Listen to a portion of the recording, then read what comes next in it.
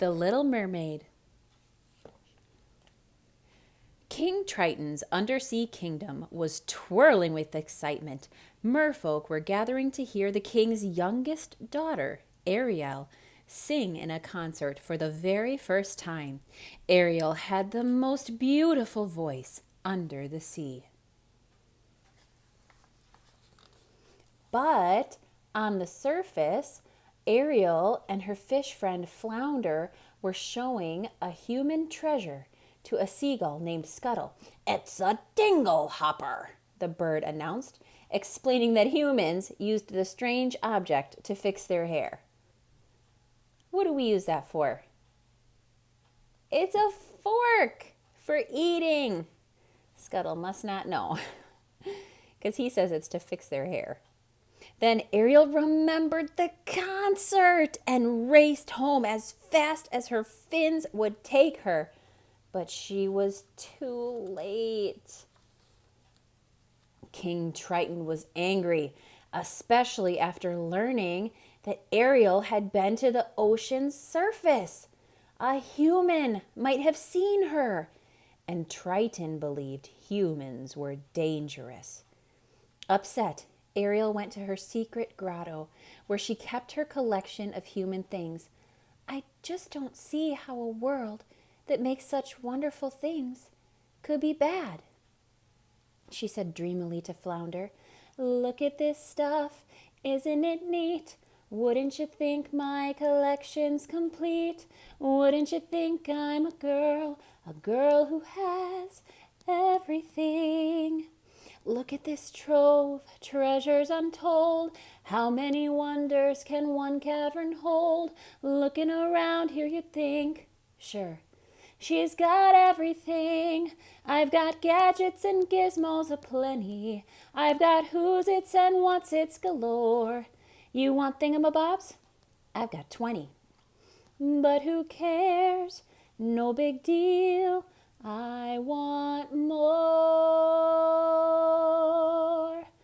I want to be where the people are. I want to see 'em dancing, walking around on those, what's that word again? Oh, feet. Flipping your fins, you don't get too far. Legs are required for jumping, dancing, strolling along down the, what's that word again? Street. Up where they walk, up where they run, up where they stay all day in the sun, wandering free. Wish I could be part of that world. A crab named Sebastian tried to keep Ariel under the sea and out of trouble, but it was no use. When Ariel spotted a boat passing overhead, she swam back to the surface. That's where she first saw Prince Eric. For Ariel, it was love at first sight. "He's so handsome," she whispered to Scuttle.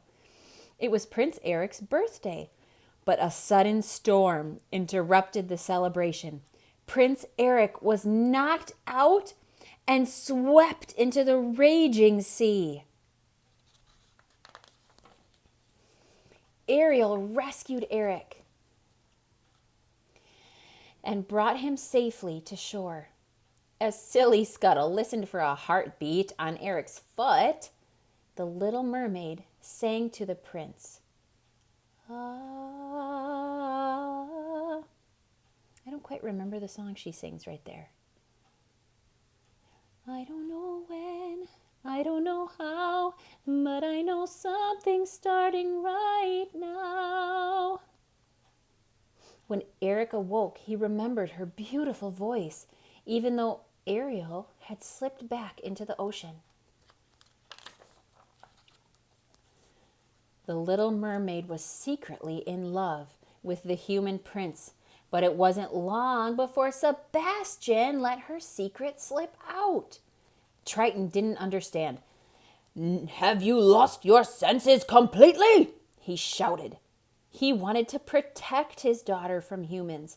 Using his magic trident, he destroyed Ariel's collection of human treasures. Ariel swam off in tears, thinking her dreams were gone. Then two slippery eels swam up to her. They knew someone who could make Ariel's dream come true. Ursula, the sea witch. Ursula did offer to help Ariel by making her human, but there was a catch. Ariel had 3 days to get the kiss of true love from Eric. If she didn't, Ariel would belong to Ursula forever. Poor unfortunate souls in pain, in need. This one longing to be thinner, that one wants to get the girl. And do I help them? Yes, indeed. And then Ariel says, but without my voice, how can I? Ursula says, you have your looks, your pretty face, and don't underestimate the importance of a body language. The men up there don't like a lot of blabber. They think a girl who gossips is a bore. Yes, on land it's much preferred for ladies not to say a word, and after all, dear, what is idle prattle for? And then she has Ariel sign this, and she sings. Ursula added that she needed one more thing, Ariel's beautiful voice. Ariel would give up anything for Eric. She didn't know that this was all part of Ursula's plan to take over Triton's undersea kingdom. So Ariel made the deal and signed a scroll. Ursula cackled wildly, ah, ah, ah, ah, as she locked Ariel's voice in a seashell and turned Ariel into a human. Ah, ah, bum bum bum bum bum bum bum bum bum bum bum bum bum bum. And Ariel gets up to the surface. Moments later, Ariel was at the surface.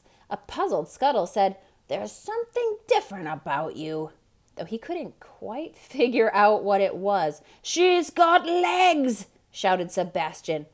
The crab knew Ariel needed help, so he finally agreed to help her win Eric's heart. Eric had been looking for the girl who had saved him, though all he could remember was her beautiful voice. When he found Ariel, he thought she was the girl, until he realized she had no voice. Thinking she had washed ashore from a shipwreck, the prince brought Ariel back to the palace. Ariel found he liked this unusual girl very much. Look at what she's doing with the fork, because Scuttle told her that it's used to comb your hair. Oh, Ariel. But Eric thinks it's funny.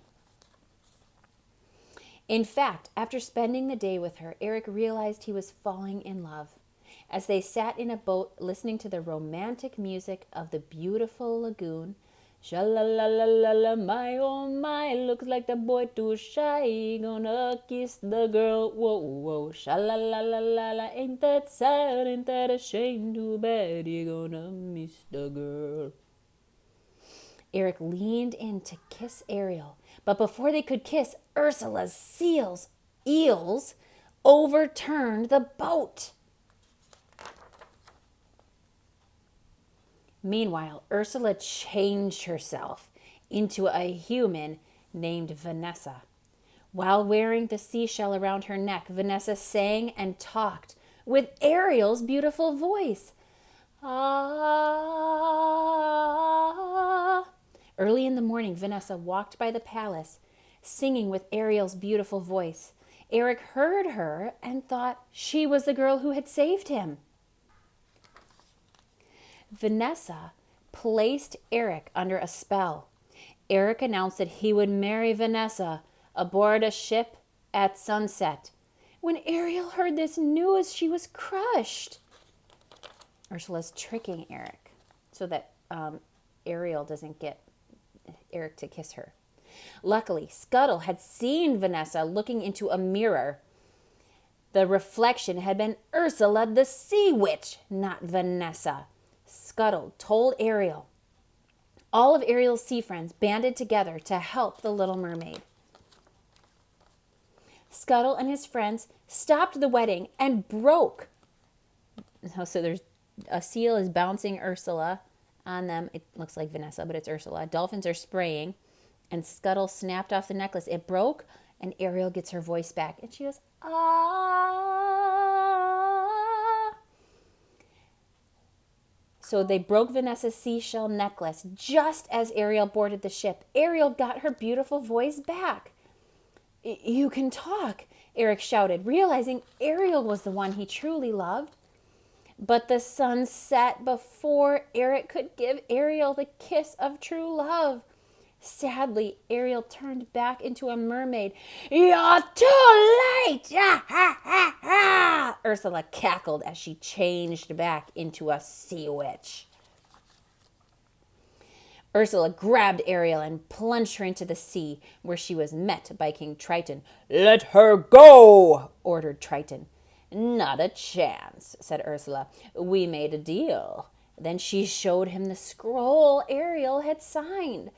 Triton would give up anything to save his daughter, so he took Ariel's place, and Ursula became ruler of the seas. Then Ursula created a huge storm. Eric jumped aboard a shipwreck raised from the bottom of the sea. He drove it straight into the enormous sea witch. Ursula was no more. The seas calmed, and Triton regained his powers. That was a close one. She would have been an evil ruler of the sea. A miserable Ariel watched as Eric made it safely to shore without her. She really does love him, doesn't she? Triton said to Sebastian. Triton sighed, then lovingly made his daughter human once again. Dum dum dum dum dum dum dum dum. Those are the wedding bells. Ariel and Eric were married aboard a ship with both humans and merfolk attending. Ariel and Eric kissed the kiss of true love, and the two happily sailed away together at last. The end.